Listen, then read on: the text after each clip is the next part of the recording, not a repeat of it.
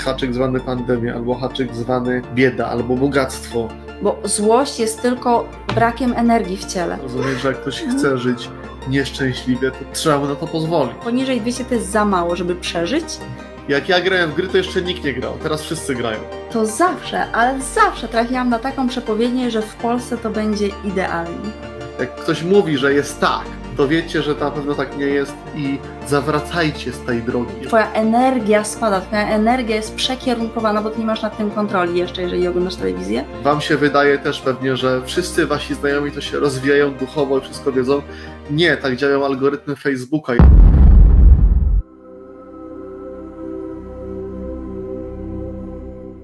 Wiecie, Tak liczą. ten Schumann cały, No. te rozbłyski, ta podnosząca się wibracja i częstotliwość Ziemi, wszystko dzieje się dużo szybciej. Dużo. Plusy. Wy też możecie dużo szybciej wszystko osiągać. Tak jak kiedyś właśnie mówiło się, co sobie zaścielesz, nie, tak jak zaścielesz, tak się wyśpisz. Co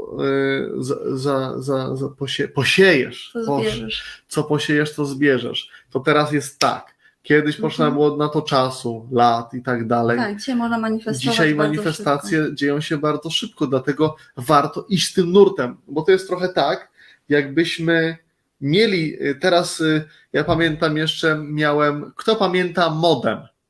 Internet przez modem łączący się, taka ikonka telefonu i takie skrzypienie, bo jak się Ale łączyło, dalej- pamiętasz? Dalej mamy modem. Czy to nie jest modem, ta skrzynka? Nie, Madziu. Porozmawiamy o tym później, dobrze? Ja, nie interesuje Ale mnie w ogóle. Inny chodziło. Technologia mnie nie interesuje.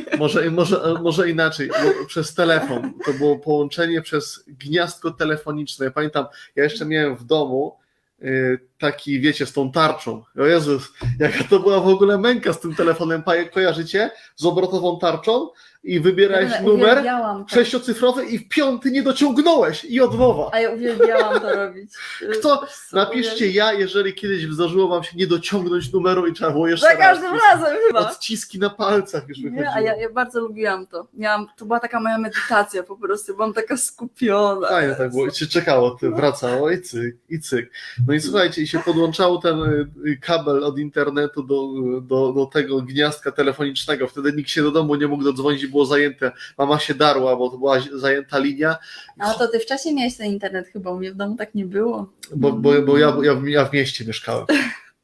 Ja w większym mieście niż ty, ale no. No i poza tym horrendalne ceny.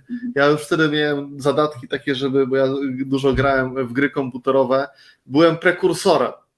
Jak ja grałem w gry, to jeszcze nikt nie grał. Teraz wszyscy grają. To ja byłem w tych czasach, gdzie jeszcze nikt nie grał, a ja już grałem.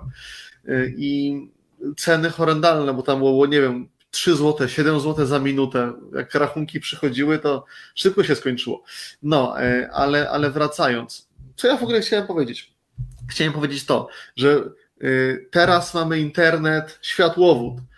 Film można ściągnąć, nie wiem, w sekundę, w 2 sekundy, bo mamy 1000 mega na sekundę transfer. A wtedy był modem.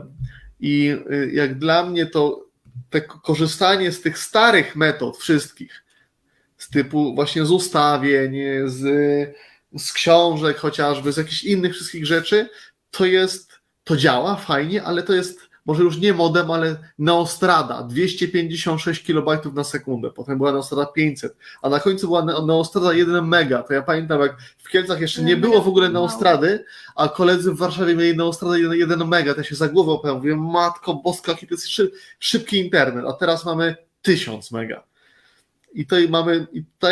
To jest tak jak właśnie z tym czasem. Mamy niesamowite, olbrzymie możliwości działania i robienia wszystkiego tak, ale w większości przypadków wolimy skupiać się na starych, sprawdzonych metodach, czyli na Neostradzie 1 mega. Działa, ale wolno. Jakbyście mieli przez dzień Neostradę 1 mega, to gwarantuję wam, żebyście rzucili ten internet, jeżeli są dzieci, to niech zatykają uszy, w pizdu po prostu. Bo by nie dało się po prostu pracować na komputerze z takim internetem. Nic by się nie otwierało, kiedyś to było normalnością. Więc mając teraz narzędzia, które są, nazwijmy, z tej rzeczywistości 2.0, warto iść w kierunku tych szybszych i sprawdzonych, może nie sprawdzonych, tylko tych po prostu szybszych niż tych starych i uklepanych. Właśnie to często właśnie mówimy o różnych regresingach, o różnych hipnozach i tego typu historiach. Ustawieniach rodowych. Tak, narodowych, rodowych. Fajnie, można, ale można też to zrobić po prostu trochę szybciej, trochę inaczej. Z drugiej strony, wszystko się dzieje szybciej, czyli jak myślicie, że wam coś zaszkodzi, że coś jest złego, że się boicie, to też. Nie tylko te tak zwane dobre rzeczy będą się szybciej działy, ale tak zwane złe. Dlaczego mówię tak zwane dobre, tak zwane złe? Większość osób już wie, ale kto nie wie, dlatego że nie ma czegoś takiego, nie ma tego uniwersalnego osądu we wszechświecie, nie ma nikogo, kto mówi, co jest dobre, a co jest złe, tylko wy o tym decydujecie, więc jedna rzecz będzie dla ciebie dobra, dla innego będzie zła, nie ma co się kłócić, bo to jest bez sensu, każdy ma swoją prawdę, każdy ma swój świat. Tak jak ostatnio miałem taką przemowę też krótką przed taką grupą przedsiębiorców i właśnie mówiliśmy, jaki jest tam, ktoś mówił, jaki jest świat. I to, co od razu mi się pojawiło, to, że świat jest tak naprawdę żaden. Świat jest żaden. Świat jest żaden, powtórzę. Bo nie ma żadnego jednego prawdziwego świata. Świat jest taki, jaki ci się wydaje, że jest. I to wydaje się jest tutaj kluczowe, bo on jest żaden. Jeżeli ci się wydaje, że jest dobry, że wszystko ci się układa, że ludzie są dobrzy i jest super, to tak będziesz widział świat, a druga osoba stanie obok ciebie i spojrzy na to, w ten samym kierunku będziecie patrzyli i ona powie, że jest beznadziejnie, że brudno, że śmieci, że tam idzie ktoś jakiś bezdomny, nie ma pieniędzy, ktoś gdzieś, policja przejedzie, a mówi, że zaraz wojna będzie i tak dalej. I jaki jest świat? Żaden. Świat jest tylko taki, jaki nam się wydaje, że jest, jakie są nasze punkty widzenia, nasze przekonania, nasze wartości, jaka jest nasza prawda. Dlatego o to chodzi, żeby nie korzystać z tego świata, który jest nam podawany przez na przykład telewizor. Piękny świat nam pokazują, co? Cały czas się po prostu tuką od kilkudziesięciu lat, tylko to leci w telewizji. No. Cały czas. Czy w radiu, czy gdzieś tam na jakichś portalach, cały czas. I to jest nam świat taki, oni mówią, taki jest świat, weźcie, my wam powiemy, jaki jest świat, taki jest i go weźcie. I tak samo z książkami jest, z innymi różnymi mistrzami duchowymi, nauczycielami czy mistykami, jak to tutaj na reklamach na Facebooku widzę. Jak ktoś mówi, że jest tak, to wiecie, że na pewno tak nie jest i zawracajcie z tej drogi. Jeżeli ktoś wam mówi, że wie jak jest, że on zna prawdę i on wam powie tą prawdę.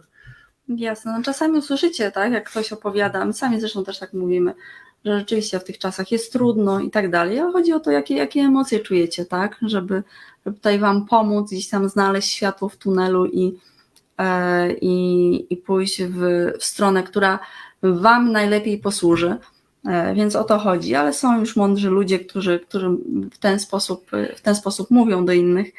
No, i to jest bardzo, bardzo pocieszające. Zauważamy tą tendencję, że jest gdzieś tam sam namierzyłem na Facebooku, wiecie, to jest ta bańka informacyjna.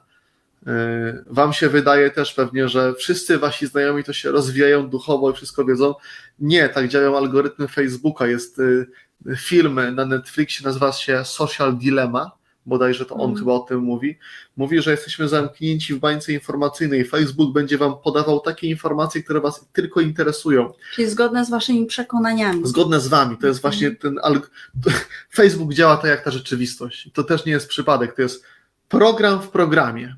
My jesteśmy w programie, a Facebook jest kolejnym programem i tam jest ta sztuczna inteligencja, ona się rozwija względem was. I widzi, na co wy patrzycie, dosłownie, widzi, gdzie skupiacie wzrok dłużej, gdzie krócej, to wszystko jest mierzone i potem pokazywane są wam takie treści, żebyście nie wyszli z tego Facebooka, żebyście tam byli jak najdłużej, bo na tym Facebook zarabia. Im dłużej jesteście na Facebooku, tym większe on pieniądze ma, więc ma w tym cel, żebyście byli i będzie wam zawsze podawał te informacje, które wy chcecie, a nie te, które są, więc to są właśnie też te bańki informacyjne i co w związku z nimi? Coś zacząłem mówić. To, że będziecie widzieć świat zawsze przez pryzmat swoich przekonań. Tak? To, co zawsze mówię, Świat to jest hologram budowany z poziomu podświadomości. I tak samo Facebook będzie Wam podsyłał takie informacje, takie wskazówki, które będą udowadniały, że jeżeli ktoś czuje się niebezpiecznie w świecie i uważa, że na świecie są tylko same nieszczęścia, to będzie widział artykuły o wojnach, będzie widział zbiórki, będzie widział namawianie na protesty, na marsze i tak dalej. A jak ktoś ma relaks fajnie i ma dystans do wszystkiego, to nawet wchodząc na Facebooka będzie widział tego dużo mniej. Może się gdzieś tam przewinąć, ale raczej te artykuły będą takie przyjemniejsze. Jeżeli chcecie poczuć natychmiastową zmianę swojego życia, natychmiastowy przepływ energii i zmianę jakości swojego dnia, to wyłączcie telewizor, ci, którzy dalej oglądają. I nieważne, czy to są seriale, nieważne, czy to są tylko filmy, To nikt czy nie wiadomości. ogląda, bo nas oglądają. No, część ogląda jeszcze, bo tam są takie informacje podprogowe, takie reklamy, które zawsze wpłyną na to, że zobaczysz ten świat w czarnych barwach i twoja energia spada, twoja energia jest przekierunkowana, bo ty nie masz nad tym kontroli jeszcze, jeżeli oglądasz telewizję. Twoja energia życiowa, twoja energia chi jest zabierana w ten temat, który podprogowo telewizja promuje. Okay? To jest, nie jest to pewnie dla Was nowością. Energia połączona, czyli ta informacja połączona z Waszą uwagą, i tam idzie energia, tak? Energia podąża za uwagą, czyli tam oddajcie swoją uwagę, wszędzie, gdzie kierujecie swoją uwagę, tam idzie za tym ładunek energetyczny, i to właśnie, czy to jest, najczęściej są takie tematy, w które właśnie są haczyki na rybki i tylko te haczyki są rozwieszone i tylko czekają, w co wy się złapiecie i cyk, pociągacie na przykład za haczyk zwany wojna, albo haczyk zwany pandemia, albo haczyk zwany bieda, albo bogactwo i tak dalej. I to jest mnóstwo tych haczyków porozsiewanych po to, żebyście właśnie je z tą swoją energią zasilali. Też na przykład jest dużo jasnowidzów, chociaż to jest dobre określenie. Ostatnio usłyszałem, że to już nie są jasnowidze, tylko są z reguły czarnowidze, bo oni opowiadają właśnie tacy najpopularniejsi w Polsce.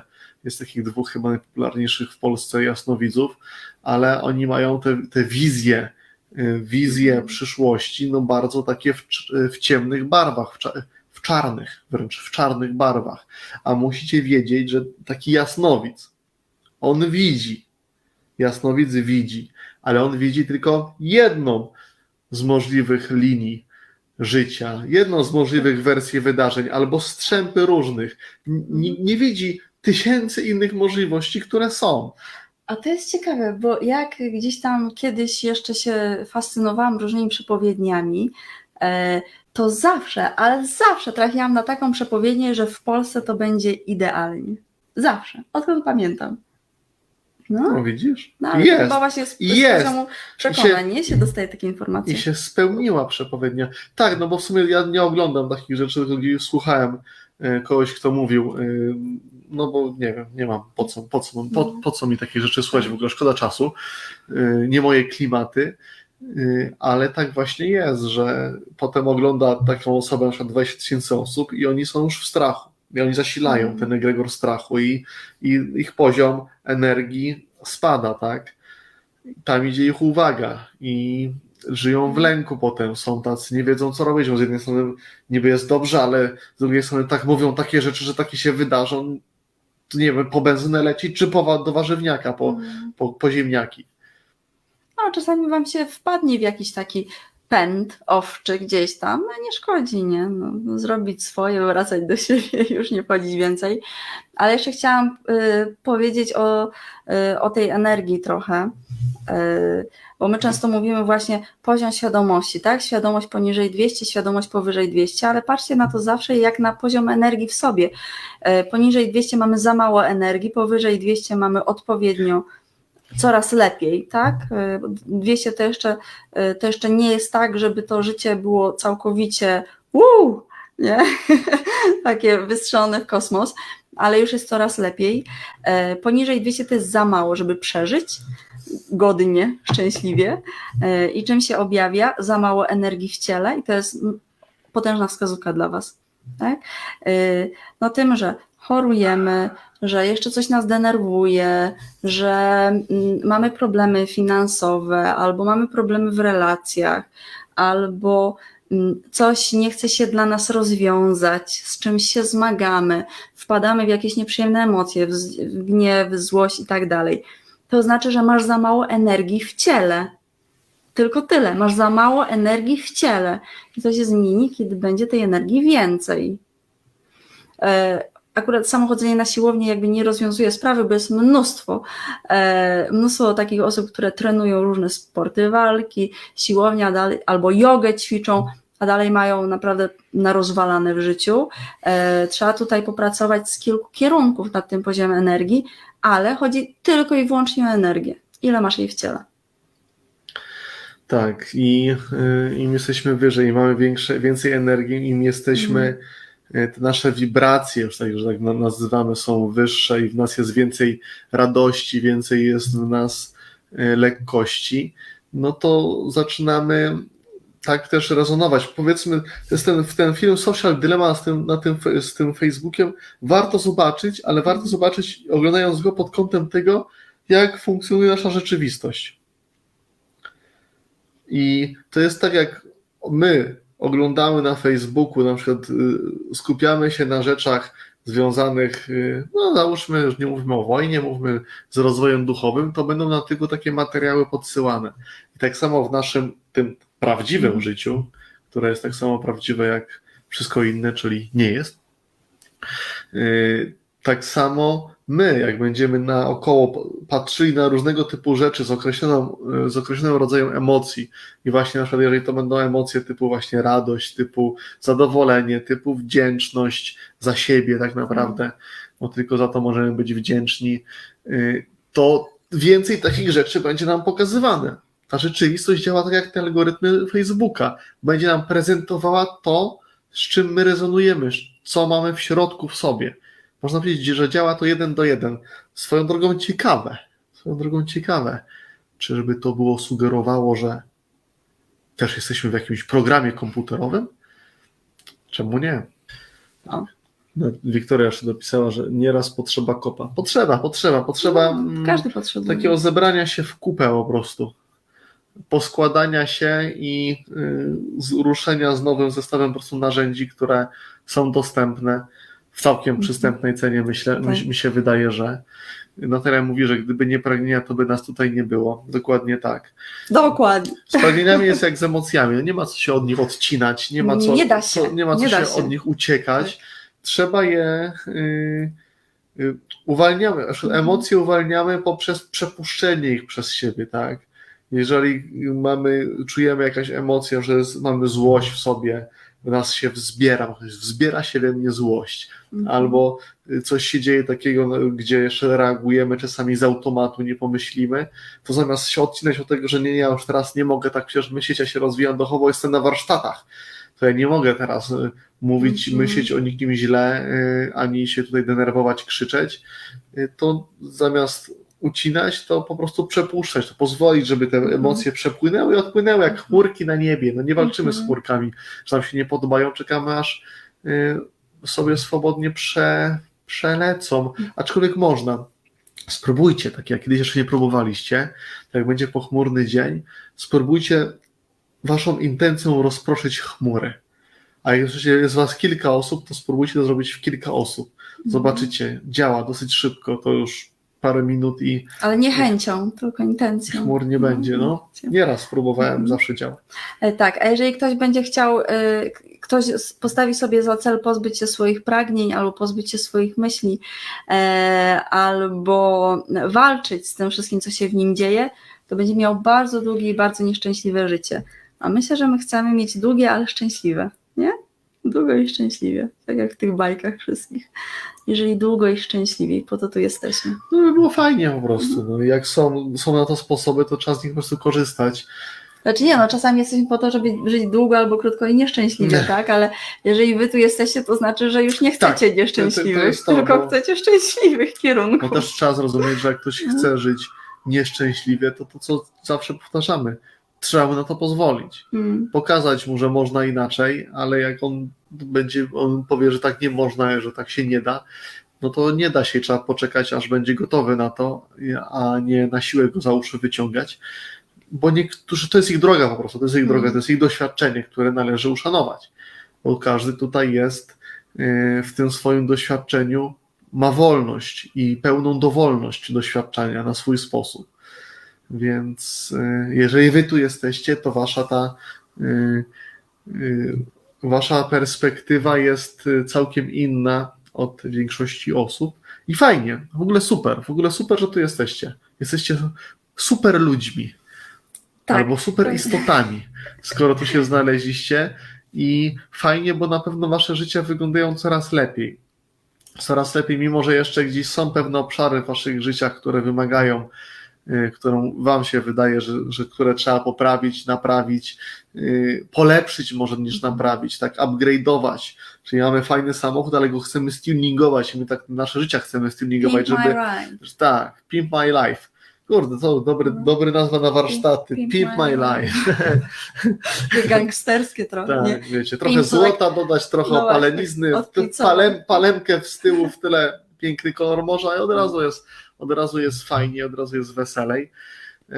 Więc pokłony dla was, że tu się znaleźliście, że chcecie dla siebie więcej. No, I wiecie, że tym samym chcecie więcej dla wszystkich w koło, ale zawsze musi zacząć od siebie. To jest ten jedyny słuszny kierunek, żeby polepszyć życie innych osób, najpierw trzeba polepszyć swoje. Tak. To ja jeszcze raz podsumuję. Mniej czytajcie, więcej praktykujcie. Czytanie to jest lewa półkula, praktyka to jest prawa półkula. Okay? Więcej praktyki. Tam jest wasza intuicja, tam się nagle pojawia to wiedzenie, tam się otwierają różne przestrzenie. Uwielbiam sprowadzać deszcz. No nie, to ja to rozganiam, a ty deszcz sprowadzasz. Świetnie. No ale jak ktoś jest, wiesz, ktoś ma ogród albo pole, no to no nie podlejesz tego, to musi spaść. Jak przepuścić złość przez ciebie? Wykrzyczeć, kopnąć czy poczekać? A jak chcesz w sumie? To zależy od ciebie. Jak chcesz kopnąć, to kopnij. Aczkolwiek z czasem nie będziesz potrzebowała już kopania rzeczy, nie będziesz potrzebowała krzyczenia. W ogóle nie będziesz nic potrzebowała, ale będziesz reagowała po prostu spokojnie. Nie będziesz w to wchodziła, nie będziesz to zasilała. Będziesz to zauważała jeszcze zanim to się wydarzy. I teraz tak. Możemy chodzić i wykrzykiwać coś do lasu, ale istnieją konkretne procesy na to, żeby rzeczywiście bardzo, bardzo szybko, i to mówię o sekundach, mówiąc szybko, żeby to sobie przetransformować i pozwolić temu odejść. To są takie procesy, których się uczymy akurat na warsztatach. Ale co jeszcze? Inna rzecz.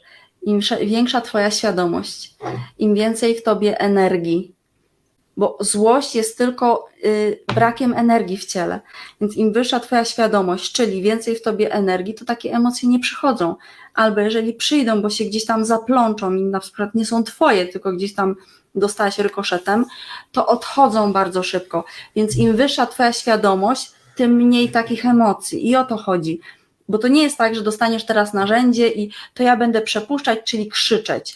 Tym nic nie zmienisz. Trzeba zmienić podświadomość po to, żeby nie wpadać w złość. Trzeba zmienić podświadomość, żeby nie przyciągać do siebie złości i różnych takich okoliczności. O to chodzi.